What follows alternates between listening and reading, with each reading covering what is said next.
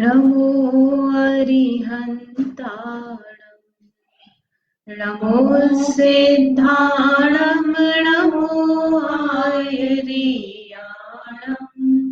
नमो वज्रायाणं नमो लोये सर्वसाहुं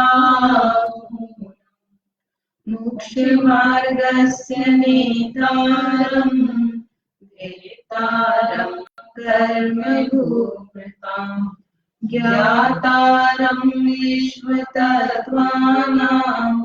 वन्दे तद्गुणलब्धे। तत्वार सूत्र ग्रंथ आचार्य उमा स्वामी द्वारा रचित है। इसमें 5वां अध्याय चल रहा है। 5वें अध्याय में अजीव द्रव्य जो है, 5 द्रव्य, उनके बारे में समझ रहे हैं। बेसिकली अजीव तत्व कहेंगे ना, 5 द्रव्य जो है। और जो पुद्गल है उसमें पुद्गल के जो पर्याय हैं, विशेष गुण है, उनको अपन ने समझना शुरू किया है। तो कल अपन ने समझा था स्पर्श रस गंध वर्ण वंतः पुद्गला, यानी स्पर्श रस गंध वर्ण वाला पुद्गल होता है। और उसमें फिर उनकी पर्याय देखी थी कि स्पर्श जो है, जैसे स्पर्श गुण है तो उसकी कितने होते हैं, 8 गुण होते हैं। हल्का भारी, रूखा चिकना, कड़ा नरम, ठंडा गर्म, ऐसे करके। फिर उसके बाद में रस था। रस कितने प्रकार का बताया, 5 प्रकार का रस बताया। गंध 2 प्रकार की, और फिर वर्ण है ना, 5 प्रकार के वर्ण। तो इस तरह से पुद्गल के गुण बताए। और उसमें फिर ये समझा था कि इनका क्रम ऐसा क्यों रखा है, स्पर्श को पहले, फिर रस, फिर गंध, फिर वर्ण को सबसे आखिरी में रखा है। तो इस सामान्य से तो क्या बताया, चाक्षुष और अचाक्षुष ऐसे करके 2 भेद किए। चाक्षुष यानी चक्षु इंद्रिय से जिसका ज्ञान होता है तो वर्ण, और अचाक्षुष यानी उसको छोड़कर बाकी इंद्रियों से जो ज्ञान होता है वो अचाक्षुष हो गए। तो पहले अचाक्षुष को रखा और फिर चाक्षुष को रखा। तो इसलिए स्पर्श रस गंध इनको पहले रखा, वर्ण को बाद में रखा। अब उसमें भी स्पर्श को सबसे पहले क्यों रखा, कि किसी भी इंद्रिय का हमको ज्ञान हो रहा है, जैसे रस का, गंध का, तो उसमें पहले हमको स्पर्श होता है, स्पर्श होकर के फिर रस का ज्ञान होता है, या कर्ण इंद्रिय शब्द का, गंध का, इसका हमको ज्ञान होता है। यानी पहले हम जुबान पर रखेंगे, उस पदार्थ को छुएंगे, उसके बाद रस का ज्ञान होगा। तो इसलिए पहला कारण तो क्या बताया कि सभी इंद्रियों में पहले स्पर्श की अभिव्यक्ति होती है।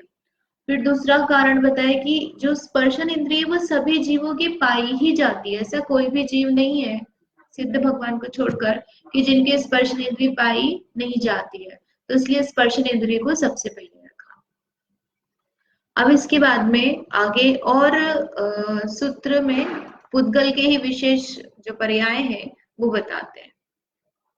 सूत्र नंबर 24, शब्द बंध सूक्ष्म स्थौल्य संस्थान भेद तमस छाया तपोद्योतवन्तश्च। संस्थान भेद तमस छाया तपोद्योतवन्तश्च, है ना, सूक्ष्म है वो, आधा क्ष है, उसको मैं करना भूल गई। तो क्या क्या बताए हैं, शब्द बंध सूक्ष्म, सूक्ष्म का अपोजिट स्थूल, फिर संस्थान, भेद, तम, छाया, आतप, उद्योत, ऐसे करके 10 प्रकार से और विशेष पुद्गल के परिणमन पर्याय गुण बताए हैं, है ना। अब एक एक करके अपन इनको समझते हैं। तो इसमें सबसे पहले क्या बताया है, शब्द। इस शब्द का मतलब क्या है, यदि अपन इसको नहीं भी देखें, शब्द मतलब क्या होता है, शब्द जो अपन कह रहे हैं, अपने को सुनने में आ रहे हैं, वो शब्द हो गए, ध्वनि हो गई एक तरह से, जिसको हम कर्ण इंद्रिय से ग्रहण कर सकते हैं। एक तो लिखा हुआ शब्द है और एक बोला जाता है। तो जहां यहाँ पर जो बात चल रही है वो कौन सा शब्द लेना, आसन ले लीजिए भाई। तो शब्द मतलब क्या है, जो कर्ण इंद्रिय से सुना जाए उसे शब्द कहते हैं। और क्या बताइए परिभाषा, कि शब्द किसको कहा है, कोई भी अक्षर को शब्द कह दिया क्या, यर लव, उसको शब्द बोलेंगे क्या, कि जिसके द्वारा किसी वस्तु का प्रतिपादन होता है, कुछ अर्थ भाषण होता है, वह शब्द है। यानी कुछ भी आपने मिला दिया, अगर उसका अर्थ निकलता है, जैसे यर लव भी हमने बोला और यर लव का अर्थ निकलता है, तो वह शब्द है। समझ में आया? हाँ, ध्वनि नहीं, या जैसे हमने जीव कहा, तो जीव कहा तो जीव कहने पर उसका अर्थ निकलता ना, जीव को बताने वाला शब्द जीव हो गया। पुद्गल कहा तो पु द ग ल ऐसे मिलकर 4 से मिलकर के बना है, तो उस पुद्गल से इस पुद्गल द्रव्य को बताया जा रहा है। तो वह पुद्गल द्रव्य जिससे बताया जा रहा है वह पुद्गल शब्द हो गया। क्या लिखा है? जिसके द्वारा अर्थ, अर्थ है ना पदार्थ, कोई वस्तु को हम बता सकते हैं, वह क्या हो गया? शब्द। पानी को बताना है तो पानी, जल, नीर, ये सब शब्द किसको बता रहे हैं? जल को। तो वह सब शब्द हो गए। अर्थ, अर्थ है ना पदार्थ, वस्तु, कुछ न कुछ उसका अर्थ भाषित होना चाहिए, प्रयोजन होना चाहिए, तो वह शब्द है। अब यह जो शब्द है ये किसका बताया है? क्या बात चल रही है? पुद्गल के बारे में समझ रहे हैं ना, पुद्गल की विशेषताएं। पुद्गल मतलब क्या होता है? जिसमें स्पर्श, रस, गंध, वर्ण होता है। अब इसके बाद यहाँ पर विशेष और बता रहे हैं कि पुद्गल में शब्द, बंध, सूक्ष्म, स्थूल, संस्थान, भेद, ये सब 10 चीजें और होती हैं। तो उसमें हमने एक एक करके समझना शुरू किया है। तो सबसे पहले क्या बताया कि शब्द जो है वो पुद्गल का परिणमन है। पुद्गल का परिणमन है तो कैसे पता चला? कि हम कर्णेंद्रिय से सुनते हैं। कर्णेंद्रिय से सुनते हैं तो इंद्रिया क्या है? पुद्गल को ही ग्रहण करती है, रूपी को ही ग्रहण करती है ना। कर्णेंद्रिय में भी पहले वो साउंड वेव्स हमारी स्पर्शनेंद्रिय से टकराएगी और फिर हमको ध्वनि समझ में आती है। इसका मतलब शब्द क्या है? पुद्गल। हमने कमरा बंद कर दिया और हम चिल्ला रहे हैं जोर जोर से, तो ध्वनि बाहर जाएगी क्या? छेद वेद होंगे तो चली जाएगी, है ना, लेकिन साउंड प्रूफ बना दिया हमने बिल्कुल। उसमें जो अपन शीट लगती है जिससे कि जो ध्वनि है बाहर नहीं जाएगी, वो हमने शीट लगा दी और सब जगह से पैक कर दिया, तब ध्वनि बाहर जाएगी क्या? तो बाहर चली जाना चाहिए अगर वो आरोपी है तो।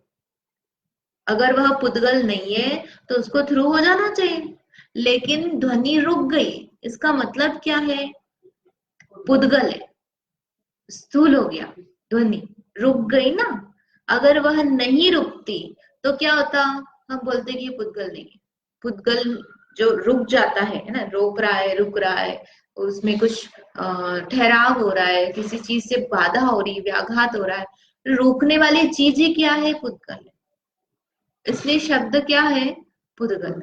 अब यहाँ पर शब्द को क्या बताया कि जो कर्णेंद्रिय से सुना जाए उसे पुद्गल कहते हैं। अब प्रश्न हुआ कि शब्द परमाणु में नहीं होता है ना। परमाणु का जो अपन ने देखा उसमें क्या क्या बताया था? स्पर्श, रस, गंध, वर्ण।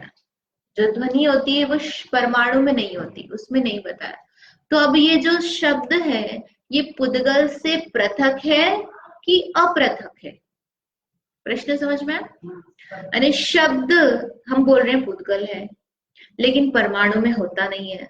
तो पुद्गल में है, पुद्गल का है, पुद्गल में पृथक है ने भिन्न, पुद्गल से भिन्न है कि पुद्गल से अभिन्न है, एकमेक है। शब्द समझ, प्रश्न समझ में आया ना कि नहीं आया? क्या बता रहे हैं कि जो शब्द है वो पुद्गल है कि नहीं है, इतना पूछ रहे हैं, मतलब सिंपल। तो क्या बता रहे हैं कि जो शब्द है, अब यहाँ पे क्या लगेगा? अनेकांत। कैसे अनेकांत लगा? कि शब्द अकेले नहीं उत्पन्न होता है। आपको कुछ भी आवाज उत्पन्न करनी है तो कैसे उत्पन्न होगी? कुछ टकराएगा, है ना, अपन बोलेंगे भी। यहाँ पर जो स्वर यंत्र है उसमें कुछ वाइब्रेशन होगा, ऊपर नीचे होगा, तो साउंड जनरेट होगी, यानी टकराया। कोई वाद्य यंत्र यानी वीणा, गिटार, तबला, ये सब हम बजाएंगे तो वहां पर भी क्या होगा? कुछ वाइब्रेशन होगा, कंपन होगा, व्याघात होगा, टकराना होगा। जैसे ताली बजाई तो हमने दोनों हाथों को क्या करा? टकराया। तो शब्द यानी वो जो ताली की आवाज है इस हाथ में है क्या? ताली की आवाज इस हाथ में है क्या? ये भी पुद्गल है, ये भी पुद्गल है, लेकिन इन दोनों पुद्गल से शब्द यानी ताली की आवाज नहीं है, इन दोनों में नहीं है। और जब हम इन दोनों हाथों को टकराया तो क्या हुआ? ताली की आवाज उत्पन्न हुई। तो कहाँ उत्पन्न हुई? इस हाथ में हुई क्या? इन दोनों से भिन्न अलग पुद्गल, शब्द रूप हुआ, जो अपन साउंड वेव्स बोलते हैं ना, तो क्या हुआ कि ये पुद्गल ही आवाज रूप परिणमित हुआ है, लेकिन ये पुद्गल और ये पुद्गल आवाज रूप नहीं हुआ। इससे भिन्न तीसरा स्कंद, जिसमें शब्द रूप, भाषा रूप, ध्वनि रूप परिणमन करने की योग्यता थी, वो ध्वनि रूप बदला। समझ में आ रहा है थोड़ा थोड़ा क्या बताना चाह रहे? देखो अब पढ़ते हैं, अब समझ में आएगा, है ना। पर्याय दृष्टि से कथनचित पुद्गल से भिन्न है। कैसे पुद्गल से भिन्न है? कि जिस इन दोनों के संयोग से अपन ने आवाज उत्पन्न करे, लेकिन इसमें भी आवाज नहीं है ताली की, इसमें भी नहीं है। बेसिकली परमाणु है, तो परमाणु में भी शब्द नहीं है, तो इसलिए उसमें नहीं हुआ, इसमें ताली नहीं हुई, तो इसलिए पर्याय दृष्टि से कैसी है? कथनचित भिन्न है, इससे भिन्न आवाज उत्पन्न हुई है। शब्द बोले जा रहे, तो स्वर यंत्र से भिन्न, स्वर यंत्र कन्वर्ट नहीं हो रहा है बोलने में, उससे भिन्न आवाज उत्पन्न हो रही है। तो पर्याय दृष्टि से कथनचित पुद्गल से भिन्न है, और द्रव्य दृष्टि से अब आवाज रूप कौन हुआ?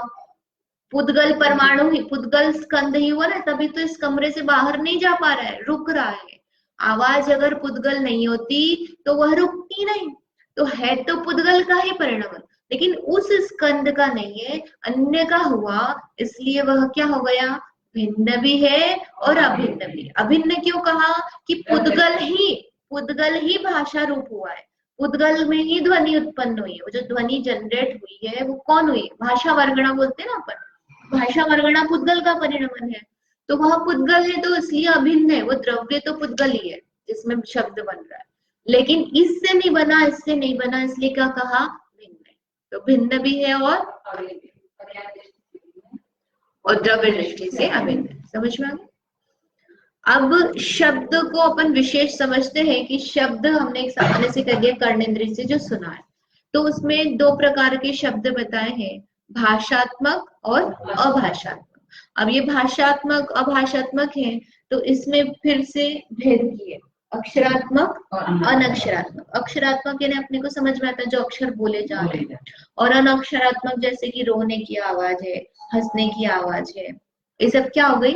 अनक्षरात्मक। अभी समझते हैं अपन। और अभाषात्मक यानी इसको भाषा में नहीं कर सकते, तो उसमें दो भेद किए, प्रायोगिक और वैश्रसिक। प्रायोगिक यानी जिसको किसी पुरुष के प्रयत्न से उत्पन्न किया, और वैश्रसिक यानी जो नेचुरल है। ठीक है, ये चार्ट आपको ध्यान में रखना। अब अपन पहले भाषात्मक समझते हैं ना। भाषात्मक मतलब क्या? कि जो मुख से उत्पन्न हो, हम कह जो भी रहे हैं वो सब क्या हो गया? भाषात्मक। कहना है ना, रोने की आवाज भी मुख से निकलेगी, गाने की आ ऐसे करेंगे तो उसमें क्या है ना, अलग अलग प्रकार की लोग ध्वनियां निकालते हैं, ऐसे मुंह से अलग बाजे की भी आवाज निकाल लेते हैं, लेकिन वो सब क्या आवाज हो गई? भाषात्मक। चाहे वो अक्षर निकले चाहे अक्षर नहीं हो, है ना, मतलब कुछ उसका अपन सेंटेंस बोले या नहीं बोले, रो रहे तो रो रहे तो आवाज भी कहाँ से निकल रही? मुंह से निकल रही, तो वो भाषात्मक। और अभाषात्मक क्या हो गई? जो शब्द नहीं है ना, मुख से नहीं निकल रही है, दो वस्तु जैसे ताली की आवाज, तो ये क्या हो गई? अभाषात्मक। दो वस्तु के टकराने से प्रतीघात से, इसको बचाया, ये क्या हो गई? अभाषात्मक, है ना। दरवाजा खटखटाया तो वो क्या हो गई? है ना, माउस क्लिक किया, जहां पे भी दो जीव मतलब मुख से ध्वनि नहीं निकल रही, वो सब कौन सी हो गई? अभाषात्मक। है ना, अपन ये स्टूडियो में जो अपन आवाज सुनते, स्पीकर में, फोन में, ये सब कौन सी आवाज हो गई? समझ में? सरल है ये। अब भाषात्मक जो है उसमें दो भेद किए थे, कौन कौन से? अक्षरात्मक और अनक्षरात्मक।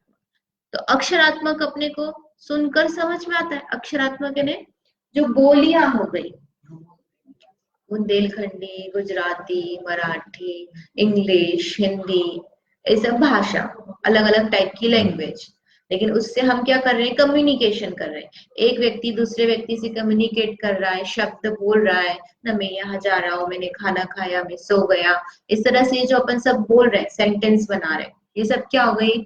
अक्षरात्मक भाषा।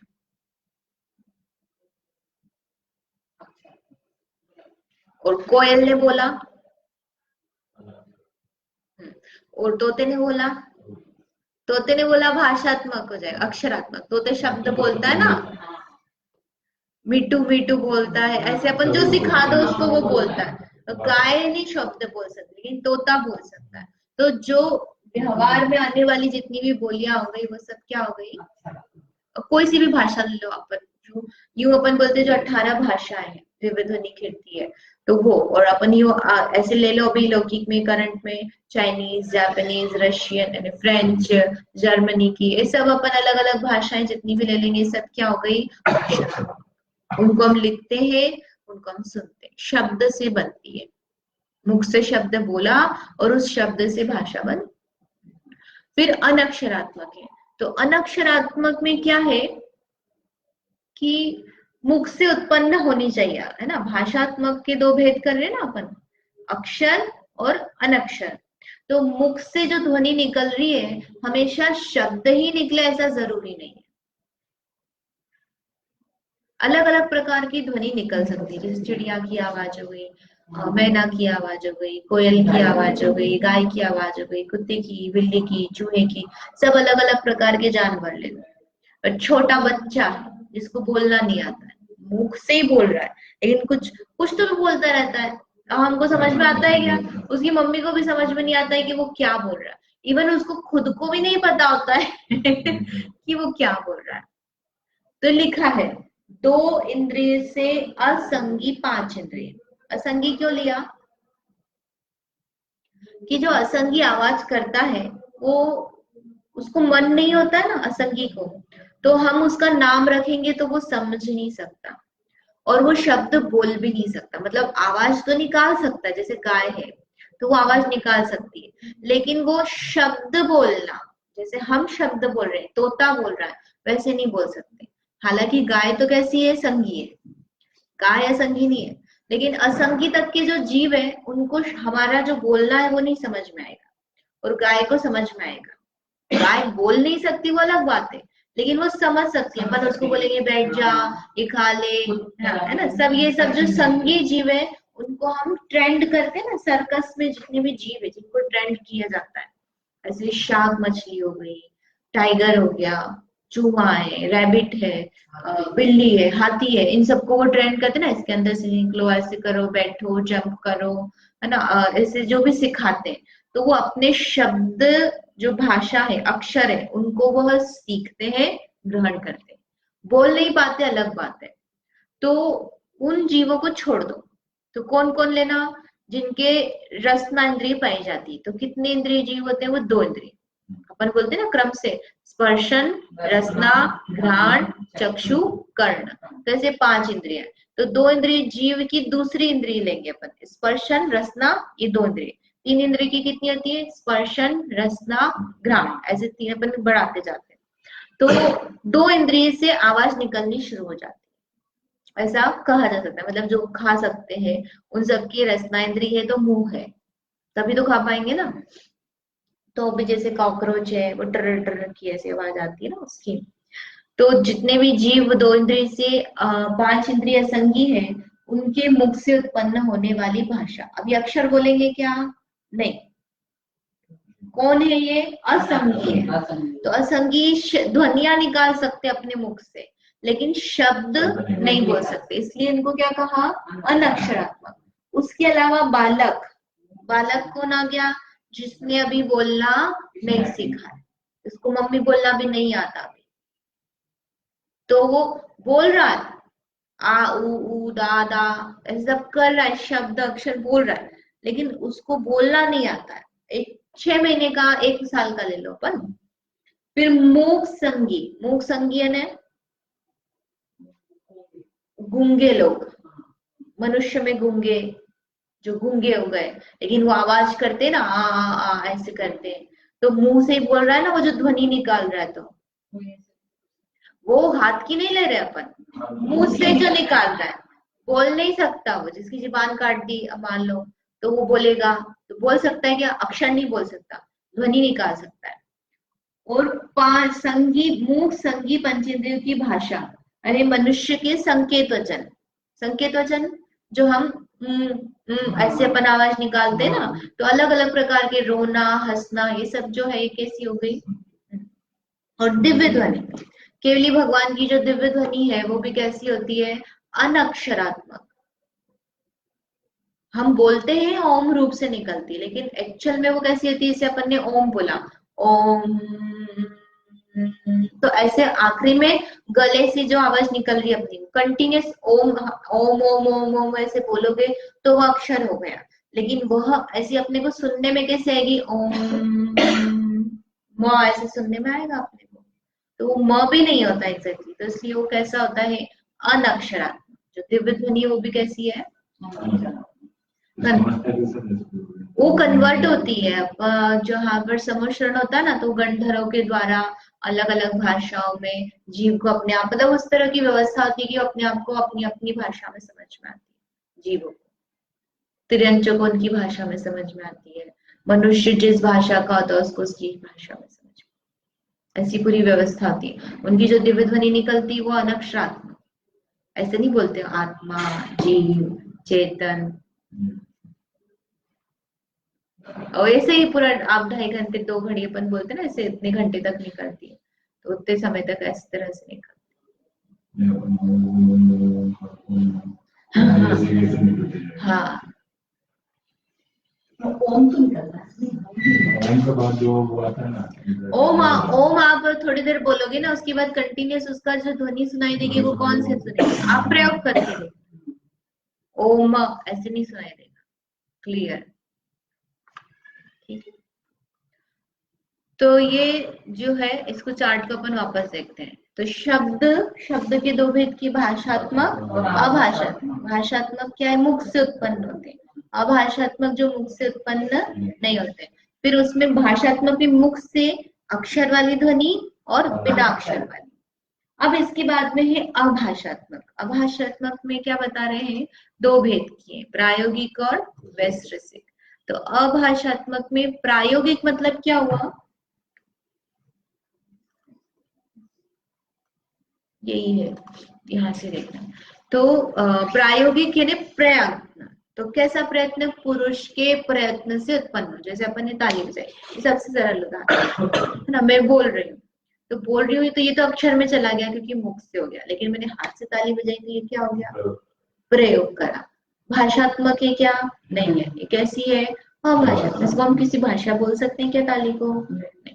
ऐसे ही हम वीणा, वाद्य यंत्र ये सब बजा रहे हैं, जितने भी म्यूजिकल इंस्ट्रूमेंट की जो आवाज हो गई, माउथ ऑर्गन और हारमोनियम, ये पियानो, ये सब अपन ले लो, ये सारी आवाज कैसी हो गई, प्रायोगिक।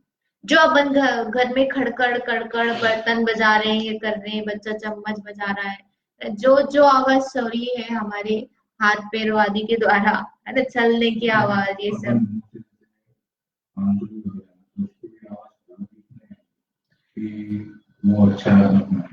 वो प्रायोगिक में आएगी। यंत्र की ध्वनि हो गई ना, हम फूंक दे रहे, मुंह से हम आवाज निकाल रही है, मुंह से तो हम फूंक दे रहे ना, बांसुरी में फूंक दे रहे, और आवाज कहाँ से निकल रही है, बांसुरी से, मुंह से आवाज निकल रही है क्या, प्रायोगिक में आएगी। और फिर वैश्रसिक, वैश्रसिक विसुसरा होता है नेचुरल।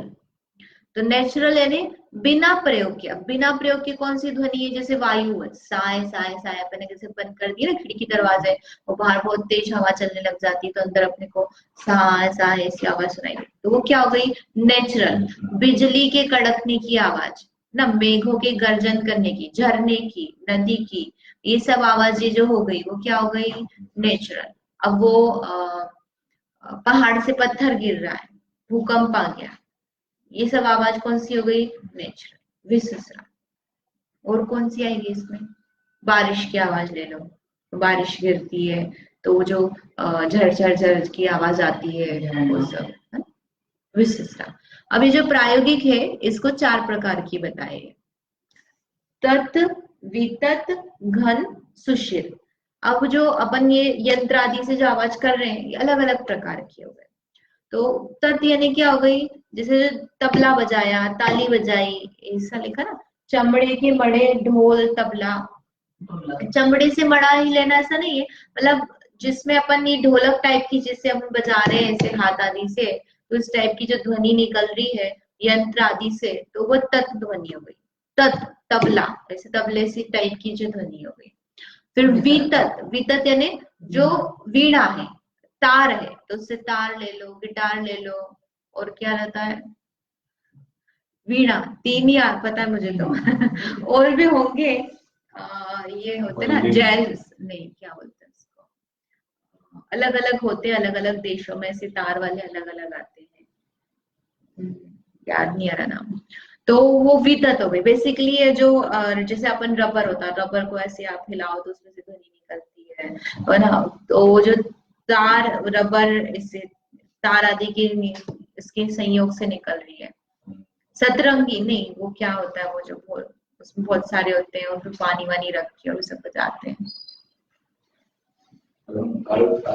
ताल तरन शायद उस टाइप के। हाँ, तो वो सब वितत में आ जाएंगे। घन, तो घन यानी ठोस पदार्थ की आवाज आ रही, जैसे घंटी, घंटी ठोस होती है, उसको हमने घंटी को घन से टकराया तो वो क्या हो गई, ठोस ध्वनि हो गई। और घुंघरू, घन घन टाइप की आवाज लेना इसमें। और सुशीर, सुशीर यानी बांसुरी और उस टाइप के जो भी चीजें, माउथ आर्गन वगैरह हो गए, और ध्वनि फूक से, जो अपन मुंह फूक से निकाले। आगे ना आपका क्वेश्चन बांसुरी का था। तो तत्, वितत, घन, सुशीर, इन चारों में मोस्टली आ जाएगी जो भी है। अलग से डिस्ट्रीब्यूट कर लो, मतलब किसी ना किसी में जितने भी इंस्ट्रूमेंट है वो इन 4 में से तो किसी में आ ही जाएंगे। ढोलक, ढोल, तबला, और फिर ड्रम होते हैं, तो ड्रम भी किस में आ जाएंगे, इसमें आ जाएंगे। और ड्रम में फिर वो जो बेल टाइप का होता है ना, उसमें ध्वनि करता है, तो वो उसमें घन में आ जाएगा। ड्रम का पूरा सिस्टम होता है ना, उसमें नीचे होता है, वो पैड से करता है, तो इसमें घन में आ जाएगा। सिंबॉलिक बताइए कि ये 4 टाइप के आपस में इस तरह के उदाहरण है, तो आप प्रायोगिक इस तरह की ध्वनियां उत्पन्न होती पुरुष के प्रयोग से, हम अपने प्रयोग से कर रहे हैं, और नेचुरल जो है वो वैसे सीखो। अब इसके बाद में बंध है, तो बंध जो है वो अपन कल समझेंगे, थोड़ा सा नया इसमें चालू हुआ, इसमें पूरा विषय चलेगा। तो बंध का एक सामान्य है कि बंध जो है, पुद्गल का पर्याय बोल रहे ना अपन, तो परमाणु का जुड़ना या स्कंद का जुड़ना, तो वो किस किस प्रकार से होता है, कैसे होता है, वो भी पुद्गल का परिणमन है। तो जैसे शब्द पुद्गल की पर्याय है, उसमें भी वो स्कंद की पर्याय है, तो ऐसे ही बंध है, बंध भी कैसा हो गया, स्कंद का परिणमन। इसको अपन कल समझेंगे। कुछ प्रश्न इसमें? जावाणी के ज्ञान ते सूझे लोका, सोवाणी मन सदा देते।